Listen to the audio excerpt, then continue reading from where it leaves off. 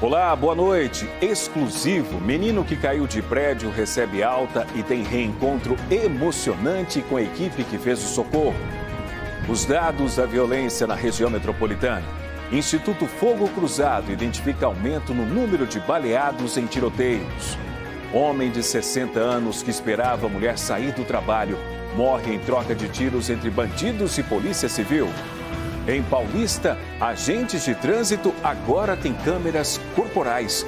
Equipamentos registram abordagens aos motoristas. O segundo dia do júri popular do psicólogo que matou a namorada Renata Alves em 2022. Julgamento está na reta final. Aumenta a incidência de raios em Pernambuco. Estado teve mais de 19 mil descargas elétricas em apenas um fim de semana. E o cancelamento da edição deste ano da Paixão de Cristo do Recife, que acontece no Marco Zero. Saiba o que motivou suspensão.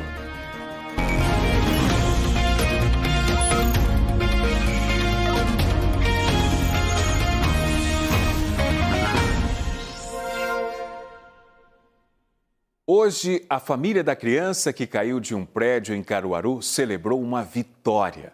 O menino teve alta e, ao sair do hospital, conheceu pessoas que foram fundamentais para o socorro e a recuperação dele. Nossa equipe acompanhou com exclusividade esse reencontro marcado por agradecimento e emoção. O nome dele carrega história. Joshua Noah. Em hebraico, Joshua significa Jesus. Noah, Noé. Nomes que falam de proteção e de recomeço. Hoje, os olhos de Joshua comunicam o que as palavras ainda não conseguem dizer. Susto, mas também o conforto de estar no colo da mãe. Ele não está falando por conta do decorrer da queda, ele fica como se fossem uns fluxos de sangue, o médico explicou. E esses fluxozinhos são bem fininhos, eles levam uns dias para se desfazerem. Se desfazendo, ele vai voltando ao normal aos poucos. Eu acho que a ficha caiu hoje na alta. Dizer assim que se eu passar o resto da minha vida servindo ao Senhor ainda vai ser pouco. É uma segunda chance para ele, dias depois de um resgate que mobilizou o carro e a aeronave.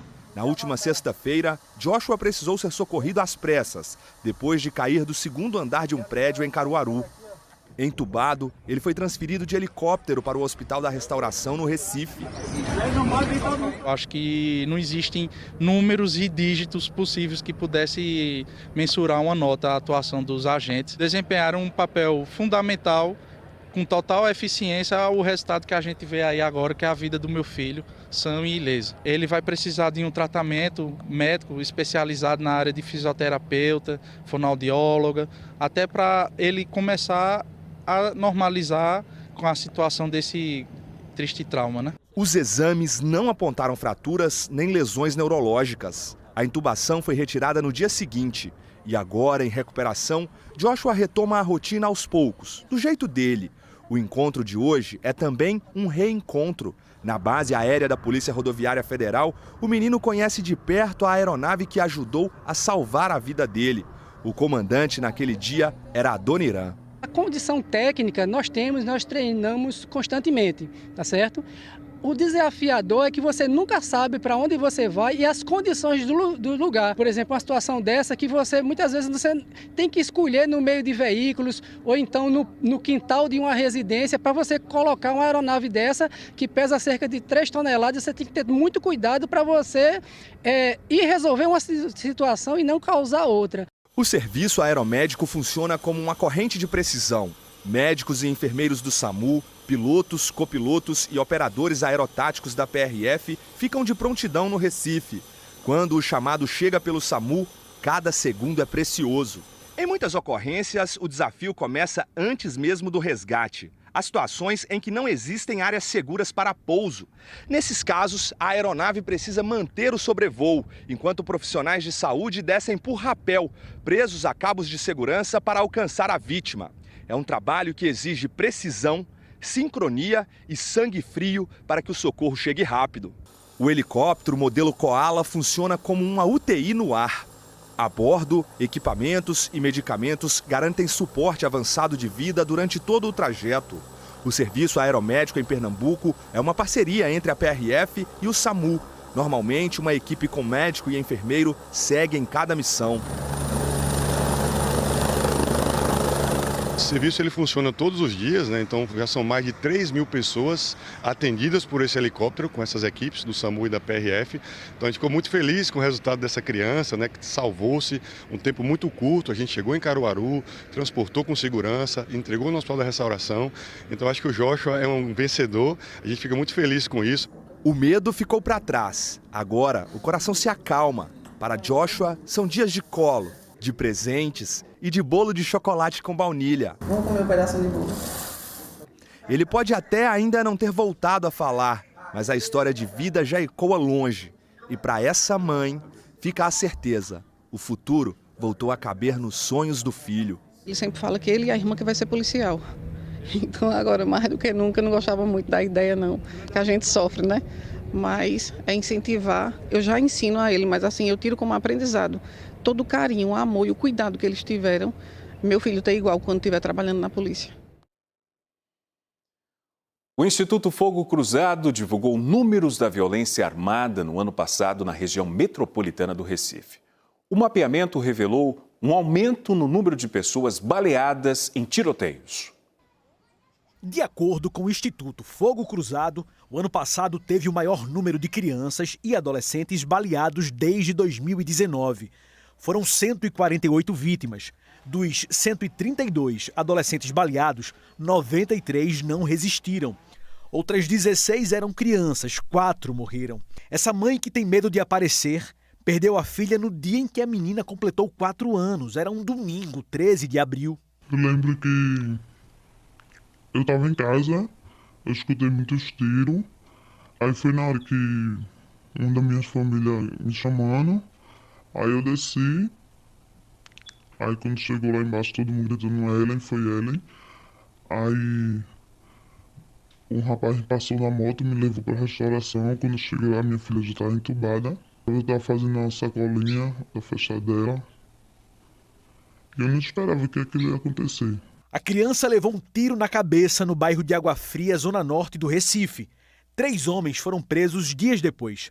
Desde a morte da filha, a mãe diz que a vida mudou de vez. Minha vida acabou, né? Eu só durmo com remédio controlado, me faço tratamento de cápsula. Às vezes eu não durmo. O Fogo Cruzado alerta para o aumento das vítimas de bala perdida. 72 casos em 2025, 47% a mais do que em 2024. O pior mês foi março, com 17 registros. Entre eles, um tiroteio no domingo de prévias de Olinda, na Praça do Carmo, que deixou 7 feridos. O relatório destaca que as vítimas não tinham envolvimento com o confronto. Quando a gente está falando da violência armada, a gente está falando de situações que geram risco ampliado, né? Não que a gente está num contexto onde a maioria dos tiros resultam em uma vítima, porque a gente está falando de tiroteios direcionados, mas essas situações podem atingir outras pessoas. E no caso de 2025, a gente teve um recorde nesse indicador, né? E o que mostra, né, que a gente está tendo também um descontrole maior dessa violência armada. Em 2025, a região metropolitana registrou 1.483 tiroteios, 15% a menos do que em 2024. Ao todo, 1.718 pessoas foram baleadas, 1.233 mortas e 485 feridas, uma média de 5 vítimas por dia.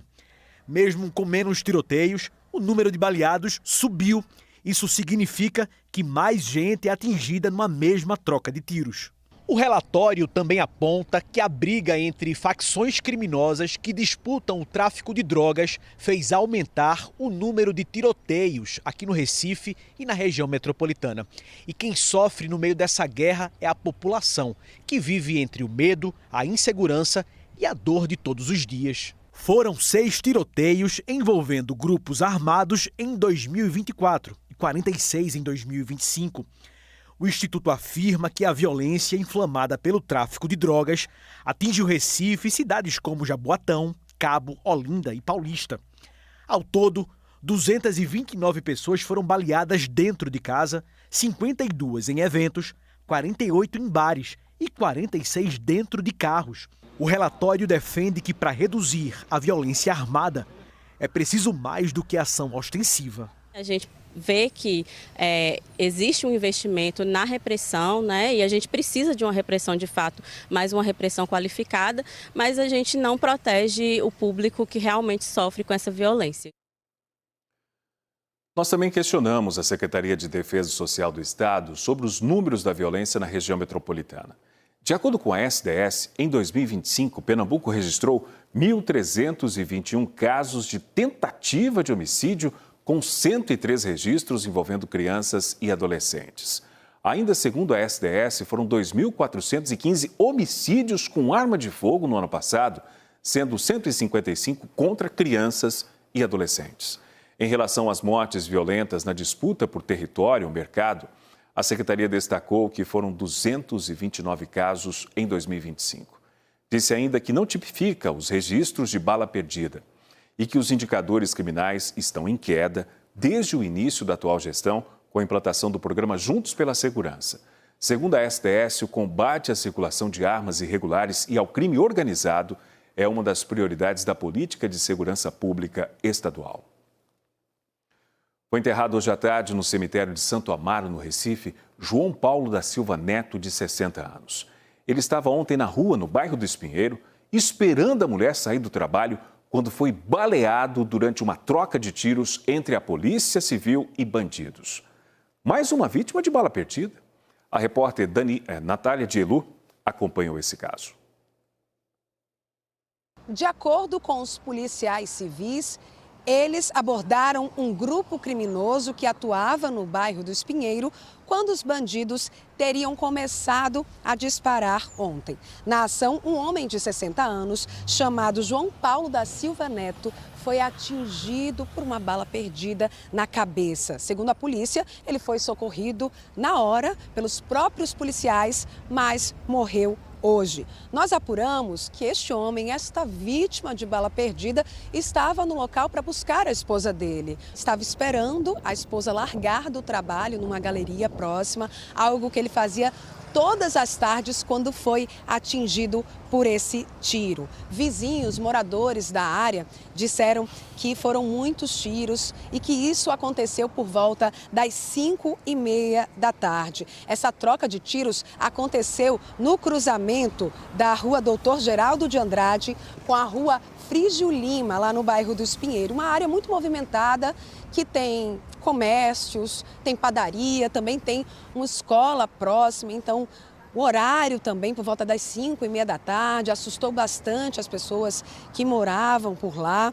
O caso está sendo investigado pelo Departamento de Homicídios e Proteção à Pessoa, o DHPP. O corpo foi encaminhado aqui para o IML. A família esteve no local para fazer a liberação, mas não quis gravar entrevista. A polícia informou que prendeu Ismael dos Santos Batista, um dos alvos dessa operação. Ele, inclusive, teve uma arma de fogo apreendida e teria participado da troca de tiro com os policiais civis. Essa troca de tiros que, infelizmente, resultou na morte deste homem de 60 anos. E nós acabamos de receber imagens de uma câmera de segurança que mostram o momento da troca de tiros no bairro do Espinheiro. No vídeo é possível perceber quando o criminoso sai de um carro branco atirando contra um policial civil que estava paisando na calçada. De acordo com a polícia, o idoso de 60 anos que foi baleado estava em um carro preto estacionado na Rua do Confronto. Em seguida, o bandido foge correndo, o suspeito detido pela polícia teve o flagrante convertido em prisão preventiva em audiência de custódia e foi encaminhado ao Cotel. Em Paulista, agentes de trânsito começaram a ter as atividades gravadas por câmeras corporais. A proposta é aumentar a transparência durante as abordagens. As câmeras corporais são acopladas diretamente ao uniforme dos agentes. 12 dispositivos já estão em operação nessa primeira fase. As imagens registram as abordagens e podem ser utilizadas para esclarecer ocorrências e apurar eventuais questionamentos. O agente sai de serviço de manhã, ele tira da base, coloca a câmera, liga e ele não pode mais desligar durante esse período que ele está de serviço. Ela grava simultaneamente e a gente também tem esse acesso a essas informações, a gente tem acesso às imagens da câmera em tempo real. as câmeras elas conseguem gravar mesmo que a operadora que preste serviço de celular, ela não esteja com linha naquele momento, ela continua gravando às 12 horas. Segundo a Secretaria de Segurança Cidadã, Mobilidade e Defesa Civil de Paulista, o objetivo é ampliar a transparência e garantir mais segurança nas ações, tanto para os agentes quanto para quem for abordado. Durante essa blitz no centro de Paulista, os motoristas abordados aprovaram o uso das câmeras. Isso dá validade tanto ao trabalho deles, né, como também nos dá segurança sobre qualquer ação indevida, né? Se for para a segurança de todo mundo, eu acho que é bom. É interessante, né, ter essa segurança para você, para o agente? Com certeza. Fica melhor para todo mundo. Facilita o trabalho, facilita a segurança. As 12 câmeras corporais são alugadas pela Prefeitura de Paulista. Cada equipamento custa R$ 750 por mês. O valor inclui armazenamento, manutenção e suporte para o sistema. Aqui nessa sala de monitoramento é possível ver em tempo real o que os agentes estão fazendo e até escutar o que eles estão dizendo. Essas imagens podem ser solicitadas para fins administrativos ou jurídicos. A gente está fazendo as operações com a fiscalização dos transportes, tanto escolar, que terminou agora, como Kombi, como vai ter agora dos táxis também. Está na reta final o julgamento do psicólogo João Raimundo Vieira da Silva Araújo, que matou a namorada, a administradora Renata Alves Costa, de 35 anos, em 2022. O júri popular acontece no Fórum Rodolfo Aureliano, na Ilha de Joana Bezerra, no Recife. Hoje, o segundo dia de julgamento começou com a fase de debates entre acusação e defesa. A sessão foi suspensa no horário do almoço e retomada à tarde. Em seguida, houve a etapa da réplica e tréplica. Renata foi baleada e morta em casa, no bairro de Campo Grande, na zona norte do Recife. O autor do disparo foi o namorado dela, João Raimundo, preso 3 dias depois do crime. A investigação revelou um histórico de violência dele contra Renata. Ontem, no interrogatório, o réu alegou que o tiro que matou Renata foi acidental. Versão descartada pela perícia. No fim da tarde de hoje, o Conselho de Sentença, formado por 6 mulheres e um homem, está reunido para decidir se condena ou absolve o réu. A sentença será lida pelo juiz José Carlos Vasconcelos Filho. E o G1 preparou uma reportagem que mostra as conexões da família Coelho com um esquema de corrupção investigado pela Polícia Federal. Para conferir, você aponta a câmera do seu celular para o QR Code que está aparecendo aqui na tela. A Operação Vassalos, realizada ontem, teve entre os alvos o ex-senador e ex-ministro Fernando Bezerra Coelho, do MDB, e 2 filhos dele, Miguel Coelho, ex-prefeito de Petrolina, e Fernando Filho, deputado federal, ambos do União Brasil. A investigação apura um suposto esquema criminoso de desvios de emendas parlamentares. Na reportagem aqui do G1, você confere aqui em detalhes o que acontece. Você entende, de acordo com as investigações, como aconteciam os desvios, o dinheiro movimentado e quem era o núcleo político da família Coelho. Vai lá e confere todos os detalhes. Os jogos finais do Campeonato Pernambucano vão contar com uma campanha para encontrar pessoas desaparecidas. Os detalhes foram divulgados hoje pela Federação Pernambucana de Futebol. Durante as partidas entre Náutico e Sport vão ser apresentados nos telões imagens de pessoas desaparecidas e o telefone da polícia para contato. De acordo com o Ministério da Justiça, Pernambuco registrou 2.745 desaparecimentos no ano passado. Nós mostramos aqui no NE2 na semana passada uma reportagem sobre esse assunto. O registro de desaparecimentos pode ser feito em qualquer delegacia do estado. Os jogos finais do Pernambucano estão marcados para esse domingo agora e o próximo. Logo depois do intervalo, mais de 500 vagas de qualificação profissional para mulheres empreendedoras de cidades do Litoral Sul. E ao vivo, uma exposição no Observatório do Alto da Sé, em Olinda, sobre a história da astronomia em Pernambuco. O NE2 volta em instantes.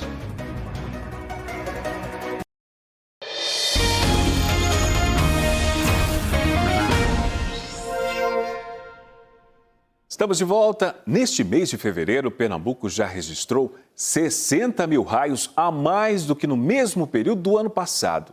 A grande maioria se concentra no sertão, mas aqui na região metropolitana, a quantidade de raios também está surpreendendo a população. o céu. Ele é o assunto do momento em Paulista. Um céu que nos últimos dias tem rasgado a noite em clarões repentinos. Os raios, naquele dia de chuva, bastante chuva, não é? Muita trovoada e caiu raio aqui. Só no final de semana passado, Pernambuco registrou mais de 19 mil raios, segundo a Neo Energia. Um número que sozinho já passa todo o mês de fevereiro do ano passado. E quando ele cai perto, o susto fica na memória. De repente escutei aquela bomba, um pipoco, alguma coisa explodindo. Eu dei um pulo na hora, corri, não sabia para onde tinha corrido e não sabia de onde vinha. Aí de repente começaram os clarões. A gente só sentiu, né? O estrondo. Não tem nada parecido não, irmão. É coisa de outro mundo, é surpreendente. Em uma farmácia da cidade, o flagrante veio da câmera de segurança. Do lado de fora, o clarão. Do lado de dentro, o susto se espalha entre os funcionários. Ficou todo mundo assustado, tipo, vamos morrer todos juntos agora. A princípio a gente pensou que a estrutura estava caindo, né, da loja. Mas aí foi quando veio o clarão, entendesse? Aí a gente começou a perceber que era um efeito natural, né? Aí foi bem assustador. Quem tem o hábito de olhar para o céu sabe que o aumento na quantidade de raios em Pernambuco não é só impressão. Os dados confirmam. Somente em fevereiro deste ano, o estado registrou mais de 60 mil descargas atmosféricas. Esse é um número mais de 20 vezes maior do que o mesmo período do ano anterior.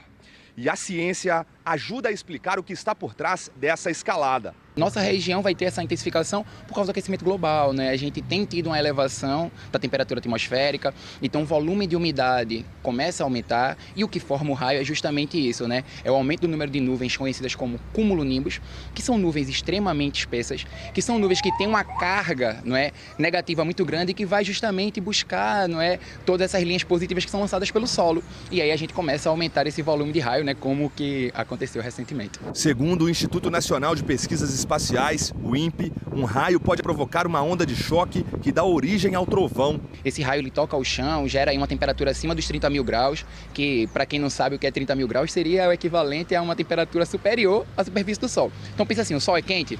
É quente. Imagina como é a superfície do Sol, muito quente. Pronto, esse raio, ele gerou uma temperatura que eleva a esse ponto. E é justamente isso que vai formar o trovão. Diante de um céu mais elétrico, a melhor defesa é a prevenção. O abrigo ideal é dentro de edificações fechadas ou veículos com estrutura metálica.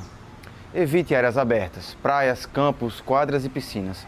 Nunca se abrigue debaixo de árvores isoladas. Também é importante não utilizar aparelhos conectados à tomada durante uma tempestade. Jonathan cruza a cidade de moto, faça chuva ou faça sol. Mas quando o tempo começa a fechar, o que ele mais quer é passar longe de qualquer perigo. Tô andando aqui no dia de chuva, não vi um. E tá querendo ver? Não. Não. Por que não? Oxe, eu quero ver isso nada. Mas olha só as imagens aqui que nós recebemos dos raios lá na cidade de Arco Verde, no sertão. Os registros são de ontem, feitos pelo astrônomo Marlon Tenório durante um temporal. De acordo com ele, foram em média 450 raios entre 10 horas da noite e 2 horas da madrugada. Apesar de Arco Verde estar no sertão, uma região onde é comum a incidência de raios, o astrônomo explicou que é raro ter esse tipo de descarga elétrica atmosférica na cidade, o que deixou os moradores bastante assustados. E o Instituto Negra Linda está com 520 vagas para cursos de qualificação profissional de graça para mulheres do litoral sul do estado. O repórter Juliano Roque traz ao vivo os detalhes dessa iniciativa que fortalece o empreendedorismo feminino. Juliano, boa noite para você. Oi, Márcio, boa noite para você, boa noite a todos. E eu já vou começar com informação muito importante. São cursos voltados para a gastronomia culinária do mangue. Minha gente mexe com sururu, com marisco, com camarão, um bocado de coisa que as mulheres de lá do litoral sul têm de fartura.